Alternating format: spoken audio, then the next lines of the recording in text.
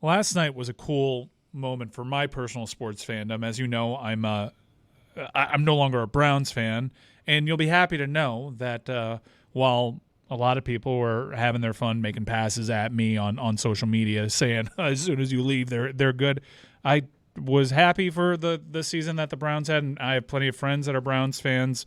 I understand why anyone stayed being a Browns fan, but in watching that game, I felt nothing. I didn't feel frustration. I wanted the Browns to win just because I like players on that team, but as soon as Joe Flacco started turning the ball over the way that he has the entire time there, I didn't feel anything, and I thought it was pretty cool that C.J. Stroud looked so good. But there was a bit of fandom that crept in, and it crept in on Monday night when Baker Mayfield played the Philadelphia Eagles. And I know our show is doing what every other national show is doing, which is making this about the Eagles losing. But Baker Mayfield, if you watch a game, maybe threw 2 bad passes. He could have easily had a 400-yard passing game. 3 touchdowns, no interceptions, with a team that we all know isn't very good. He went from the Carolina Panthers, forcing him to play D-line on the scout team, hand in the dirt. There's photos of it online. To being jettisoned by a terrible Carolina Panther team, to having a cool spot start with the LA Rams, and we all just assume this is yet another number 1 overall draft pick that busts it out. Maybe he can have a career as a backup. And now they're talking about big money for Baker Mayfield because he not only won a division, he took down the defending NFC champion Philadelphia Eagles, thoroughly outplayed Jalen Hurts in the process, and is now on his way to Detroit in the second round. A moment of appreciation for Baker Mayfield, changing narratives. Yep. And in the face of 8 head coaches in a very short career, 6 years, pulling this thing around to being a desired commodity, he's good. He's got the goods, and I felt very good for him last night. it is an unusual thing to say, and I was talking yesterday, and we got a lot of people writing in an assortment of things that I said about Tua yesterday because this is one comment of the sort that I received. I love Dan for years saying how athletes have to have irrational confidence to reach the highest level of sports, but now Tua needs to be self-aware and take less money to stay with the Dolphins. Not what I said. This is what I said and what I will continue to say, and Baker Mayfield is a good example of it. Baker Mayfield, and I remember telling Mike this in the desperation of the Browns were all in the way the Dolphins were all in this year. They were playing for right then with Odell Beckham, and Baker kept trying to show a loyalty to his teammates and the team that was not returned.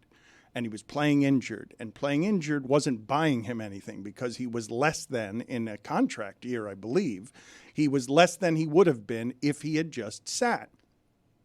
And he was about this close to being a career backup when he went to another organization that is not run correctly in Carolina and almost had his career evaporate very early because of both trying to play hurt and then trying to find his way back through organizations that couldn't support him.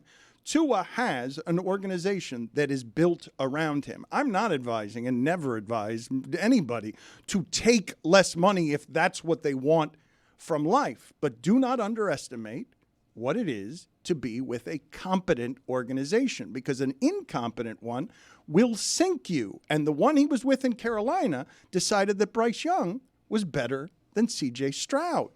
And it's so delicate, that stuff, because Sam Darnold and Baker Mayfield were in the same position there.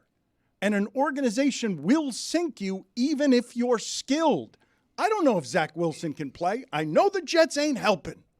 Like, whatever it is that's happening over there isn't built to support a young quarterback going through it. It's why the Packers sit guys at the beginning, because it's a really hard position to play. And if you're young, if you're not otherwise mature at life, and the organization doesn't know how to support you, and the moment you go in the tank, your head coach is calling a local media guy to protect his own ass, you get into a situation where your entire career can fall apart. It is amazing that Baker Mayfield has figured his way out of that muck, but he had to go to Sean McVay to start his way out. He wasn't going to do it in Carolina. Carolina almost threw him into an even deeper hole. I don't know what Baker Mayfield's going to get, but he has revolutionized whatever it is we thought of him. Because if you watch Baker Mayfield this year, and especially at the beginning, Stugotz, good God, what is it hard for that offense to get down the field. Yeah. Like they were trying to get just into 3rd and 4 so they could get the 6 yards down the field. And then toward the end of the season, they go into Green Bay and drag Jordan Love and the Packers, and they look like the best team in that division. Well, the game they clinched the playoffs with, they won that game 9-0. But you're right. Yeah. He got off to a bad start. He's been banged up lately. The totality of the season was great for Baker Mayfield. Over 4,000 yards, 28 touchdowns, I think 11 interceptions. He had a really good year. And looking back at that performance at Lambeau, I know we touched on it last week, but that was when the Packers started figuring things out. And he put up a perfect passer rating over there. So Todd Bowles and Baker Mayfield actually gave you the blueprint on how to separate yourself from Tom Brady more than Bill Belichick could. Funny. Because Todd Bowles, a year removed from the greatest quarterback ever, walking away in semi-surprising fashion. He got a former number 1 draft pick who had been on a deserted island of misfit toys, and he makes the playoffs. Yes, I understand. Weak division. But he just took down the Philadelphia Eagles, and he's on to the second round. Todd Bowles winning playoff games without Tom Brady. Stugotz mentioned during the break, he was talking to Cote, and he's like, I need Tampa Bay in the Super Bowl just so that I could call it their coach Super Bowls. Todd can steal that if he'd like. Also, Stugotz wants to remind everyone that the only coach presently coaching in the playoffs with 0 pressure on him is Todd Bowles. Nobody cares. No one knows Todd Bowles. If they do know Todd Bowles, they don't care about Todd It's Bowles. not true they don't know him. no, Blackhead listen. coaches in that league coach with a pressure Right. that none of us can understand because the second you lose an important game, they're looking to the next white guy. Mike, if Tampa does nothing else this season, Todd Bowles has had a great season. There is 0 pressure here on Todd Bowles. 0. Cote and Stugotz have a pressure meter for us at quarterback. How many quarterbacks are on this pressure meter? There's 8 left, Dan. The final 8. Yeah. Okay, I didn't know whether it was 8 or 5. Stugotz, our lists are normally 5. Well, They're normally this is- top 5 lists. Yeah, we listed all the quarterbacks, the remaining quarterbacks. You know, playoff time, Greg and I love to get together. We talk about pressure, who has the most amount of pressure on them, who has the least amount of pressure. So we have the 8 remaining quarterbacks, and who has the most pressure, who has the least pressure. Number 8. This is both of you. It's both of you combining for the rare Yes. top 8 list. Yeah. It's a shared list. We'll go back and forth. Greg will start us off with number 8. Number 8, Baker Mayfield. No pressure whatsoever. Hold on a second. Tampa. Hold on a second. What? Let's do it again. There. Feels better when you... Baker Mayfield. 0 pressure. Hold on. On You the need to pressure meter. get the timing on this right. Let's try it again. Yeah, and on the fly, I just got some music for it, and everything needs music. Yeah.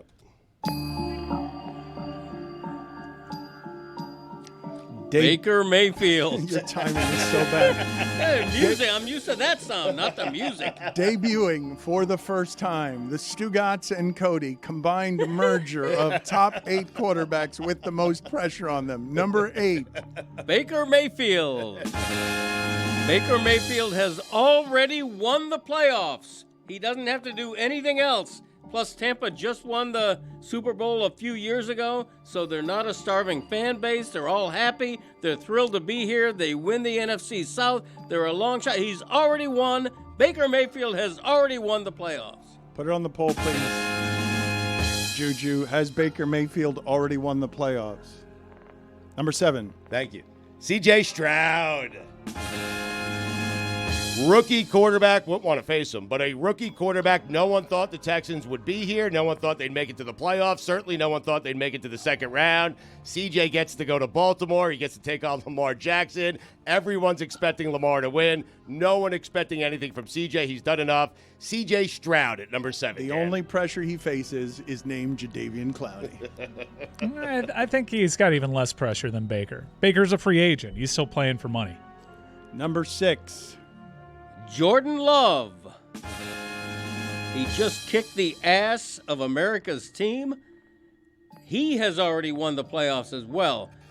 8 weeks ago. How can they both win the playoffs? Well, it's his list. Same it's conference, It's too. a tie. It's only a tie. only one of them. No, can they both won the playoffs. Just try to change up the stuff you're saying. They both won the play. What can I tell you? Jordan Really? Love, Yes. 8 weeks ago, people weren't sure about Jordan Love. Is he the guy? Is he the guy to replace Aaron Rodgers? 8 weeks later, nobody's saying that. He's on a tear. Jordan Love is as hot as any quarterback in the NFL at just the right time. All of a sudden, Green Bay loves Love.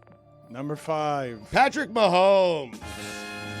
Good dismount on that last one, Greg. Danny's never played a road playoff game. He will play one this weekend in Buffalo. Patrick Mahomes, do it on the road. Pressure. It's also because he won the most recent legacy game. Tony called that a legacy game for And he made it Patrick happen. Mahomes. They struggled in the red zone, which we'll get to later. Number 4. Will we? Number 4, Jared Goff. Detroit is swooning. Detroit has never been happier. Detroit has already won the playoffs.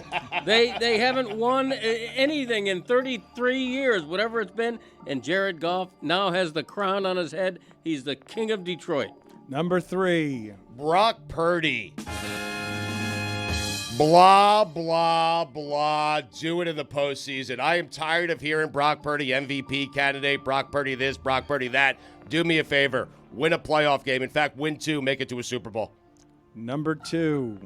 Lamar Jackson. Another guy who's already won the playoffs. Okay, Lamar. Wait a minute. Listen, no, he has. Wait a minute. He's already won the He playoffs. didn't lose in the first week, but Well, he didn't play. Yeah, because he's won already. Okay. He's got a bye. When you lead your team to He's got a bye week, he's already won the MVP. He's got nothing left to prove.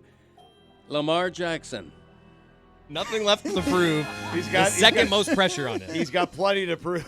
Greg. You know, This is where your dad starts to fall apart. Like when we get into the 4th hour of doing show, this is when we lose it. I know it's been a long time. L-Jack. Greg's Lobos. You can make an argument he has the most amount of pressure on him this postseason. Who won? Who won? Number 1. Josh Allen.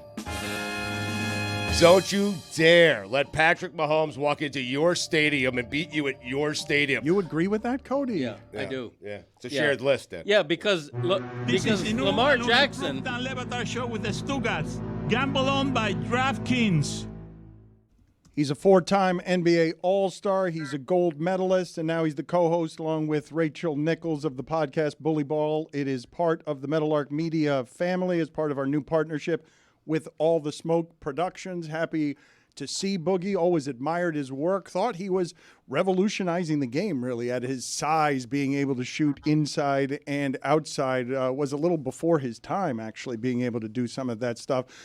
And always appreciated that he seemed to always be himself, even though there was a lot of media pressure sort of bouncing against him, making it seemed like uncomfortable from where I was watching. So, Boogie, thank you for being on with us. I want to call you DeMarcus, but I don't know who calls you Boogie and who calls you DeMarcus. Like, how does that work in your life with your family and with your friends?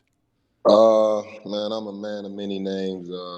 My mom has a name for me. My wife has a name for me. Obviously, I'm dad to the kids, so I'm a man of many names. So, whatever you're comfortable with, I'm cool with it. Forgive my ignorance here. I don't know the origin story of how you became Boogie. Like, what is the backstory there? Backstory behind that is my time at Kentucky at the time. The legend Rod Strickland played many years in the NBA. He was one of the assistants at the time. So the way I played coming in my freshman year, I just kind of spoke on it. I was a big that, shot the ball from the outside. I handled the ball a lot. I could pass. It was a lot of different layers to my game. And, Strick would use the term bug, like guys with a lot of craftiness, a lot of, elusiveness or whatever the case may be. When they got a good spark to their game or some spunk to their game, we use the term bug. Like you got bug in your game, you got boogie in your game. So, obviously, Strick referred to me in that manner, and the name Boogie came alive, and it just stuck. The fans at UK they started referring to me as Boogie, and DeMarcus slowly crept out the door, and Boogie became a household name. So that's kind of how that started for me. You were nodding your head when I was talking about sort of the way the media bounced off of you. Can you tell me through your experience what your greatest frustrations were with how you were covered? My biggest frustration was it was more so always the negative things.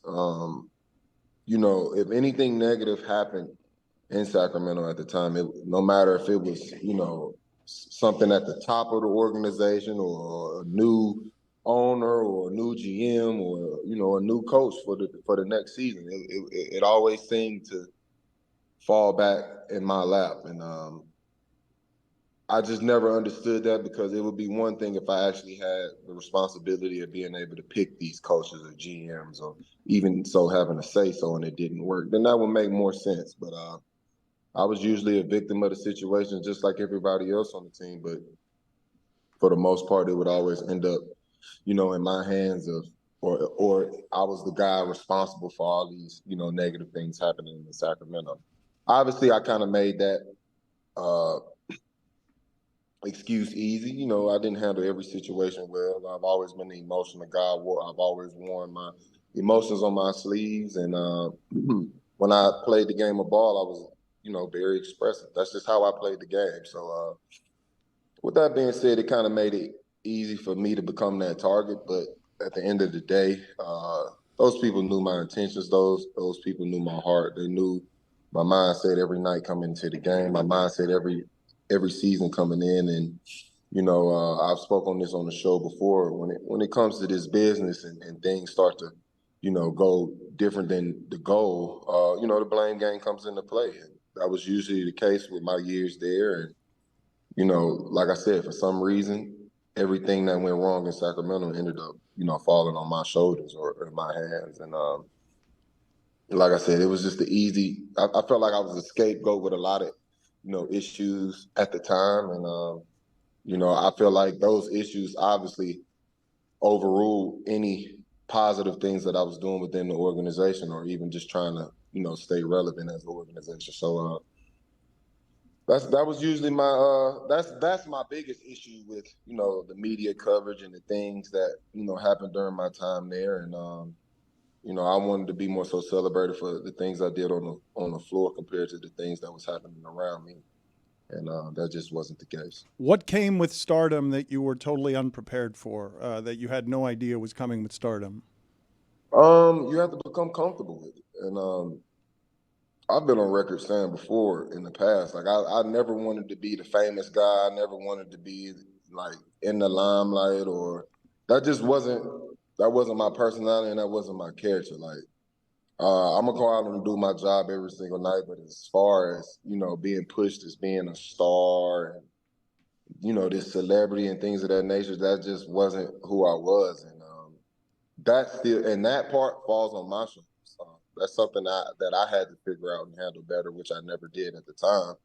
But I was a young kid coming into this business. I was figuring out things on the fly, and a lot of things just wasn't put in place for me to succeed. And on top of me just making the mistakes I did as a young kid.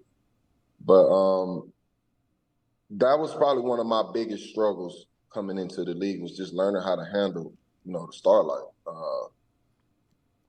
And it was just something I never really became comfortable with. But, you live and you learn.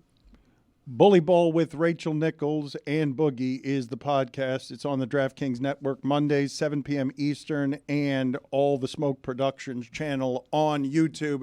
Kevin Garnett, famous for talking a lot of gibberish on the court, trash talk. Did he do that with you? Do you have a story, or did he know better to not do that with you? I actually do have a KG story, and it's kind of funny how it all came around full circle. It also involved Rajon Rondo, who ended up being my veteran. So it's when they were teammates at the time with Boston. Boston was on their run. They were, super good. They had a championship at the time, and we were playing Boston in Sacramento, and KG was, talking some trash. I mean, I believe this might have been my rookie season, actually. Either my rookie season or my second season. anyway, KG was kind of talking his trash, and we were having words kind of back and forth. And it was one specific play where the ball kind of hit the sidelines, and we kind of both went for the ball. And, KG kind of dove for it, and he ended up on the floor. So I called myself, kind of being big and bad at the time and continuing to talk trash to KG. I stood over him, said a couple words to him, and out of nowhere, Rajon kind of comes, and he pushes me out the way. So now me and Rajon start to have words, and KG then gets up off the floor. He continues to bark at me, and then I realized, like, damn, it's a 2-on-1 situation, and I kind of, back down a little bit.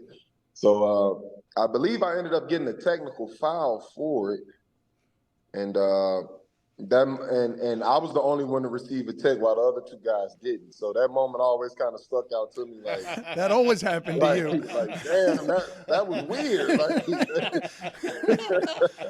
are you watching the same game as me? Yeah, but that's the thing. I'm like, this was like a 3-guy situation. Why am I the only one getting the tech? Like, so that moment always stuck to me. And in that moment, I'm like, man, I can't be talking to these veterans and these superstars in the league, or these are going to be the results of.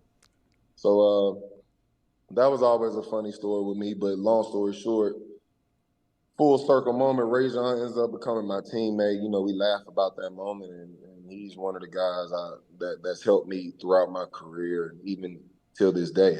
That's a guy I can call and get any type of advice from. It's a guy I respect. His voice I respect, his knowledge, his IQ at a game, and just, his career speaks for itself, so I don't have to do all that. But it's just it's funny that things happen the way they do, and life comes around full circle. So that was a dope moment. Tim Duncan is an understated trash talker. Do you have a Tim Duncan story for us, young fella? Man, Tim Duncan was the first guy in this league that just absolutely humbled me. He was the first guy to help me realize that my shit does stink. But Tim Duncan isn't much of a trash talker, at least not to my knowledge. He was at the point in his career, Tim was, on the curve of, the down part of his career, and still a very, very, very good player in those years, but it wasn't the prime Tim Duncan that we were used to seeing. So at that point, Tim wasn't really talking. He just, Tim was kind of going through the motions and just making shit happen. But it was another home game in Sacramento, and Tim Duncan had this thing of where you went to take a shot, he would grab your shoulder with his left hand and block it with his right hand. So that used to frustrate the hell out of me because they would never call it. And with him doing that, it would prevent you from being able to lift or get the shot off. So I'm frustrated as hell because he just keeps doing it over and over and over again. The refs aren't calling it. So I just become super physical. I knew I was strong. I knew I was a bigger player. So I just started trying to move him out of the way. So I'm going straight through his chest, and I'm actually finishing the baskets, and now it's working in my favor. So instead of me just, keeping it hoop, I want to tell Tim about himself, like, yeah, I'm busting your ass, Tim, yeah.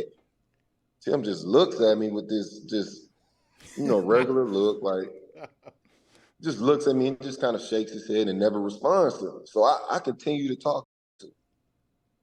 Still, no response. He just looks at me. So I think we were going into the fourth, and Tim ran off like 16, 18 points straight. And I'm so caught up in the past baskets thinking that I'm having this great game that I'm not even realizing I can't even get a stop on this. Like, so one of my teammates at the time, like, cuz, you got to do a better job, big fella. You got to do your work early. I'm like, I got this. Another basket. So it was just this moment where I'm realizing, like, damn, like, this dude is kicking your ass, and you so caught up in trying to talk to prove a point that the point is going over my own head. So that was a quick moment for me to just, be humble, realize, like, man, there's some bad dudes in this league, and you're not the baddest thing walking. And obviously, Tim Duncan Tim Duncan's career speaks for itself as well. It's a guy that I really value, and I don't think he gets the credit and flowers that he deserves for the career that he's had. A guy that's won at every single level. I don't think Tim Duncan has ever had a losing season, and that's something crazy to say with how competitive this league is. And like I said, he just doesn't get the credit he deserves for the career that he had. How about Jokic? Does he talk trash? Oh, no. Silent killer, man. You've never seen anything like that, correct? Have you ever seen something that any basketball player who does that? What Jokic does? Yes, all of it. No, I think the closest thing we've seen to a player like Jokic is the guy we were just speaking about, and that's Tim Duncan. Not saying they have the same playing style, but as far as the same demeanor and how they go about the game, I think that's as close as you'll get to comparing anybody with those two guys. So Jokic is a generational talent. He's a one of one. We'll probably never see a talent at that position like that again. And the game just comes so easy for him. It's crazy to say. I mean, night after night, no matter who he's playing, no matter who he's facing, the games just seems to come easy and effortless for this guy. So, he's definitely going to be one of the once he hangs it up, once he hangs his shoes up, he'll go down as one of the greatest to ever, touch a basketball, and that's facts. That's just a fact. Less than a minute left. Stan Van Gundy told us the story one time of yelling at Dwight Howard for not getting a rebound against Pekovic, and Dwight Howard yelled back at Stan, "You don't understand. He's the strongest man in the world." You were known as being physically very strong. Give me a guy where you were like, holy this is strength I have not seen before. Oh, that man. First guy comes to mind is Ben Wallace. And it's crazy to say it was towards the end of his career as well. Rookie season. I mean, I matched up with this guy, and I felt like I was a child. Like, honestly, nothing I did, no matter how hard I fought, dude was just kind of moving me around with one arm, or just his wrist or his fingers. It was sick, bro. I've never met a human that strong. Ben Wallace is. He might not be from here, honestly. He might not be from this planet. It's pretty crazy. Boogie, thank you for being on with us. Going to enjoy the partnership, sir, and going to enjoy your work with Rachel Nichols. Happy to have you on board, sir. Good talking to you. Yes, sir. I appreciate you, Dan. It was a pleasure. I've got a problem here, Stugotz, in that Tony says he has got a monumental MMA Hangout announcement, but I don't generally trust Tony's judgment. And I don't know what was that sound? Should I trust Tony's judgment? No, I think you shouldn't. Chris Cote, are you of the belief that I should trust Tony's judgment? Let my man cook. All right, let's hear. Let's Tony. Go ahead, Tony. Cook. Excellent news for everybody who's an MMA Hangout fan and who loves the show here locally in South Florida. The MMA Hangout is going through a bit of a restructuring in that our streamed show where we do every pay-per-view for the UFC is actually going on the road. So we will be live from the Taurus in Coconut Grove for UFC 297, and every pay-per-view after that, we will be at another spot locally in Miami that you can come hang out with us, watch the show. We will still be streaming on YouTube, but it will be live, happening in person with maybe people from the show. I invite everybody to come out and hang out. So a big deal. The Taurus on Saturday. Card starts at 10. We'll be there early watching some of the playoff games earlier on. Taurus, Coconut Grove, we love them. Love Ariete, the entire hospitality group. So we'll be there hanging out for the MMA Hangout January 20th. You got some mild applause from Lucy in the background. It That's seemed fine. like yawning indifference from everyone else. No, I'll be there. I think I want to be there. Unless I'm doing something else. But I think that's a big announcement. It's an actual MMA Hangout as opposed to just calling it an MMA Correct. Hangout. Lucy, And MMA fans are part of my favorite group of people. Lucy is a very supportive teammate. Lucy, is the outfit bothering you at all? Because I'm not sure that this costume has been as punishing as some of the other costumes we've had. Your White Lotus costume. Now, Dan, it's a little uncomfortable, but I'm getting used to it. I have a little more to say, though. Now, what I'm really I'm just feeling so good, so alive. These glasses, the headscarf. I mean, I just want to go antiquing. I love it. It's a good show. Back to you, Dan. Thank you, Lucy. I appreciate it. Lucy is alleging, by the way, that the weekend was won. I know Greg Cote has argued that Baker Mayfield won the playoffs and Lamar Jackson won the playoffs and the Detroit Lions. I have a little more to say, actually. You do? Okay. You should really check out the MMA Hangout. It's a good hang. Tony's really good. Let him fly, Dan. Don't hold him down. It's a good show. Back to you. Lucy is alleging that the one who won the weekend, Greg Cote, is Kristin Juszczyk. I can't pronounce her name. I can't spell One her more time. name either. Juszczyk. No. Nailed it. Juszczyk. No. You should try to spell it. Kristin Juszczyk. Ah, so close. Go ahead. Juszczyk. Juszczyk. Use check. Yeah. Who that? NFL expert. I don't know who that is. Kyle Juszczyk's wife. Who's that, Do you Dad? know Who's who Kyle? Do you know who Kyle is? That's a tight end, right? Best Close fullback. enough. You're close an enough. It's the best fullback. It's an endangered position. Oh, right. Yeah. The fullback. Right. From Okay. He's no Alec Ingold. from but what? He's From not bad. from what team? Juszczyk, San Francisco. That a boy. That a boy. Good Thank you. job. My God. Boy. Yeah, there you go. It's coming. It's all coming back to me now. He's a good player. He is. Why did she win the weekend? So Taylor Swift went to the Chiefs game with Brittany Mahomes. Sorry, I just got my voice back. That was crazy. And she wore this really cool Travis Kelce jacket that went viral.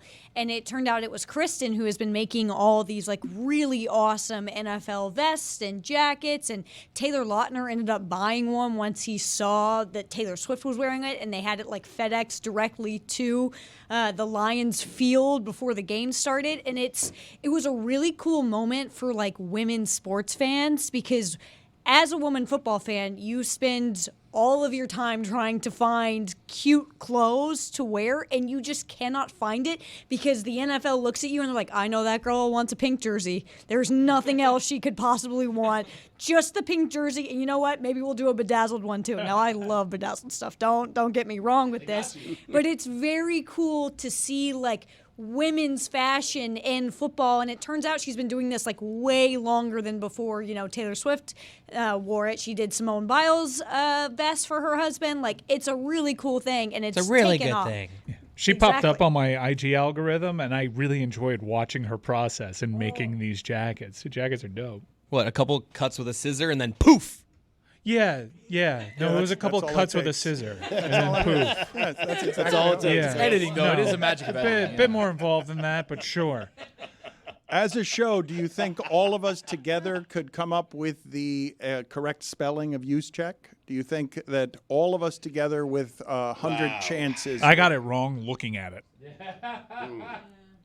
Yeah, I think we could do it. Yeah. I we don't could. think we can. No. It's one of the reasons that I have trouble with the name. I don't think it's not. It doesn't seem phonetic. It's go ahead if you want to take a crack at it. I don't. I looked at it and I've forgotten. Get what- your fingers away from that keyboard, Stugotz. I'm not. I'm just. I'm writing it out. Is that okay? Yeah, go for Okay. it. That's a Polish name, right?